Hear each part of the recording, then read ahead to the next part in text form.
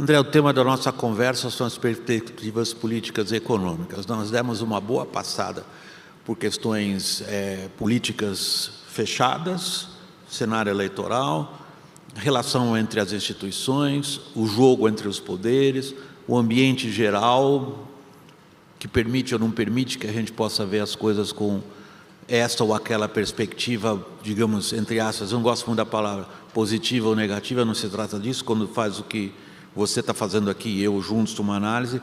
Eu queria jogar a tua atenção agora um pouco para o cenário mais abrangente lá de fora para cá.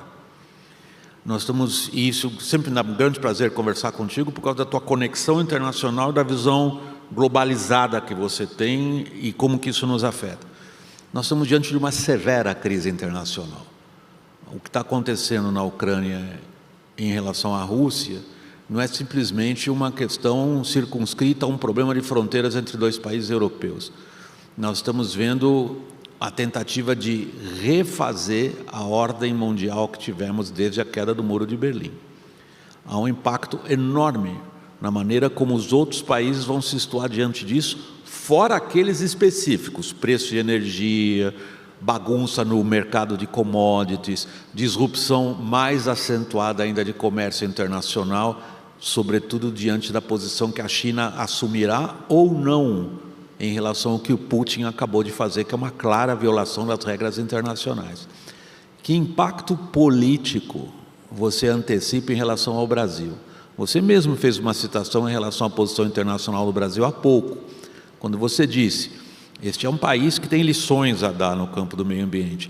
É inacreditável que a gente esteja na posição de vilões. Bom, tem muitos temas aqui que você trouxe nessa pergunta. Primeiro, olhando o quadro internacional, e se você conhece muito história e conhece muito de política internacional, se você olhar um período assim muito longo de história, 5.000 anos de história, toda vez que você tinha uma grande potência e teve a ascensão de uma segunda grande potência, foi um período de alguma instabilidade na história. Essa instabilidade, no passado mais remoto, significava guerras, né? E eu acho que no momento atual significam coisas também um pouco mais diferentes. Pode até ter guerras localizadas, como a gente está vivendo nesse momento, nessa semana de angústia com a situação da Ucrânia. Agora, a gente vive, acima de tudo, a ascensão chinesa para não desafiando deliberadamente ou agressivamente, mas simplesmente constatando que os Estados Unidos não é mais um poder econômico isolado. Existe um outro poder econômico ascendendo. E existe um terceiro poder militar que nunca saiu de cena. Ele saiu de cena enquanto poder econômico, né? A força econômica da Rússia não é tão diferente quanto a do Brasil ou da Índia, mas tem 1.300 ogivas nucleares, né? Que é a mesma quantidade dos Estados Unidos, e isso nunca deixou de ter. Então, nós temos um mundo mais multipolarizado, e quando ele sai de uma situação que foi o pós-Guerra Fria, de uma presença quase onipotente americana, para uma coisa um pouquinho mais espalhada, né, seja militar ou econômica, eu acho que existe uma reacomodação, que é o que a gente está vivendo em diversas ondas, né? Não é só a história da Ucrânia, tem uma agenda sobre tecnologia, se vamos ou não vamos ter duas internets, uma liderada pelos chineses ou uma liderada pelo americano, ou a dificuldade que foi o Brasil fazer o 5G, aceitando todas as empresas chinesas como fornecedoras, o que parece meio óbvio para um país soberano como o Brasil, mas foi uma dificuldade diplomática para o Brasil aceitar, vamos dizer, as empresas todas fazerem suas ofertas para os players brasileiros. Então, essa reacomodação ela está acontecendo já de algum tempo para cá, e vamos continuar vendo sinais. E o sinal da vez é essa perturbadora situação na Ucrânia. Obviamente que ver um país invadir o outro parece uma coisa do século passado ou retrasado, né? É um negócio que nos causa uma comoção, uma insegurança, uma dúvida, uma revolta, de um certo modo. Agora, curiosamente, a gente é treinado aqui, né? O russo é sempre o vilão, porque todos os filmes que a gente viu de espião, de Guerra Fria, o bandido era o russo e o herói era o americano. Não sei aquele famoso que o Arnold Schwarzenegger faz o papel de um oficial russo na polícia de Chicago. Red Heat. Agora, para falar a verdade, essa situação ucraniana, para mim, ela tem mais erros do Ocidente do que erros da Rússia.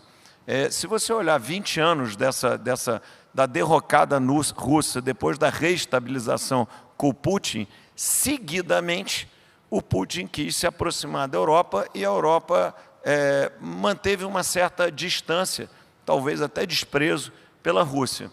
E do lado americano, uma liderança em levar a OTAN cada vez mais se expandindo. Ora, você instalar a base da OTAN na vizinhança da Rússia parece um excesso invasivo, né? Nada justifica uma invasão de um país ao outro. Agora, eu acho que o meu diagnóstico é que o Ocidente errou muito mais do que a Rússia ao longo desses últimos anos nessa questão de como lidar com poderes múltiplos em regiões múltiplas. Então, até para nós aqui amanhã, se viesse alguém por algum motivo quisesse instalar uma bomba atômica no Paraguai, nós íamos ficar meio incomodados, apesar de não ser muito tema geopolítico, parte da nossa agenda mainstream aqui no Brasil. Ora, como lá faz muita parte, a hora que a agenda a Rússia vai ou não vai para a Ucrânia, vai ou não vai para a OTAN, enseja uma reação russa que passou quase que 20 anos tentando se aproximar da Europa. Teve algum sucesso com a Alemanha, mas foi literalmente desprezada pela França e pela Inglaterra. André, você é um extraordinário diplomata. Você disse que eu que leio história, na verdade, você é que citou a armadilha de Tucídides, logo no começo da sua resposta, quando você se referiu ao que acontece na ordem internacional quando uma potência desafiadora surge. E você agora traz à mente nossa uma reflexão quase filosófica, que você manifesta aqui uma crença sua na capacidade da humanidade de aprender dos erros e melhorar. Alguém que diria, os cínicos acham que a tragédia é inevitável, não que a melhoria seja inevitável, mas deixa eu focar agora em algo que você entende como poucos aqui. Boa parte do que China e Rússia enxergam na relativa perda de capacidade dos Estados Unidos de liderar a ordem internacional está associada à crise financeira de 2008. Na percepção deles, aquilo significa um enfraquecimento irreversível da capacidade dos países ocidentais de manterem a sua predominância nas relações internacionais em geral e na capacidade de ditar o desenvolvimento econômico do planeta em particular. Você concorda?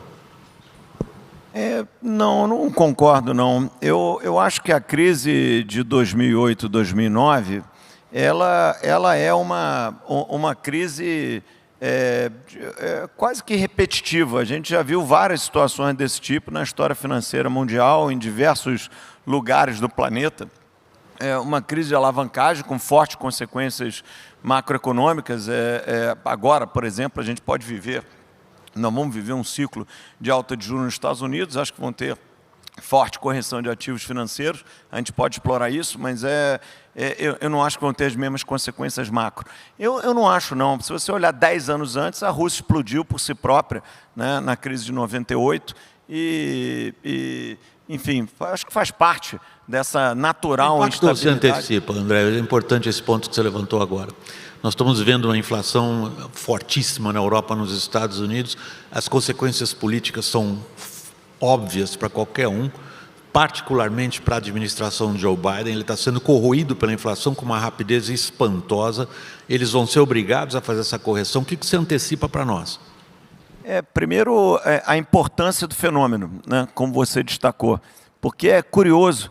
Depois de 15 anos de taxa de juros zero nos Estados Unidos ou nas economias centrais, e a ausência praticamente de inflação no mundo desenvolvido, você criou diversas teorias que abortavam os ciclos econômicos de uma maneira geral. A despeito da crise de 2008, 2009, que foi um excesso de alavancagem, em parte por esse sucesso financeiro recente, né, curamos essa crise à custa de juros zeros e muita expansão fiscal.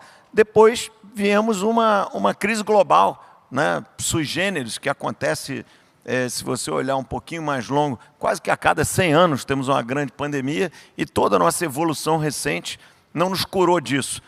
Reagimos mais rápido, criamos vacina, medicamento, entendimento, nos comunicamos melhor, e essa crise matou muito menos gente do que a de 100 anos atrás. Agora não abortou os ciclos econômicos. Nós repicamos mais uma rodada de expansão monetária, fizemos a maior expansão fiscal da nossa história, e, obviamente, a crise também trouxe uma certa desorganização nas cadeias produtivas. E aí trouxe um repique inflacionário de duas naturezas.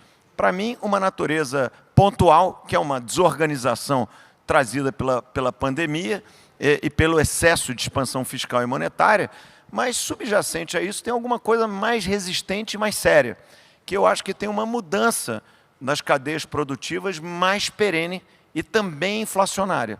O que é isso? Ora, de repente estourou essa crise biomédica e os Estados Unidos se viu sem capacidade de produzir máscaras ou sem seringas suficientes para vacinar a sua população, né?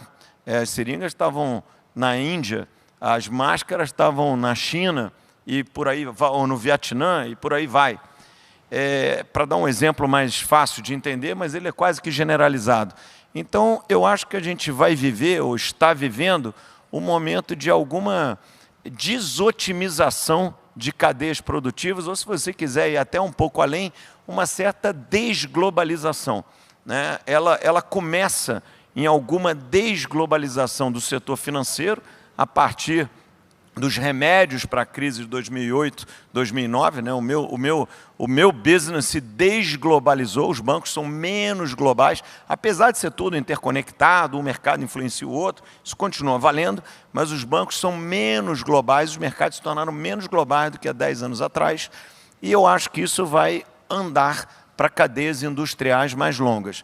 Esse processo, infelizmente, ele é inflacionário, e eu acho que as economias mainstreams, ao contrário do Brasil, né, nós aqui, pelo nosso passado recente, nós somos treinados em inflação, todo mundo é educado em como se protege, como é que o Banco Central corre para agir rápido, todo mundo entende mais ou menos, nós evoluímos, infelizmente, com muita dor econômica, mas evoluímos para lidar com esse problema de inflação. E a minha impressão nos Estados Unidos é que esses 15 anos de juro zero, de inflação muito baixa, despreparou uma geração inteira de analistas, portfólio managers, traders, economistas, em lidar com esse problema de inflação. Isso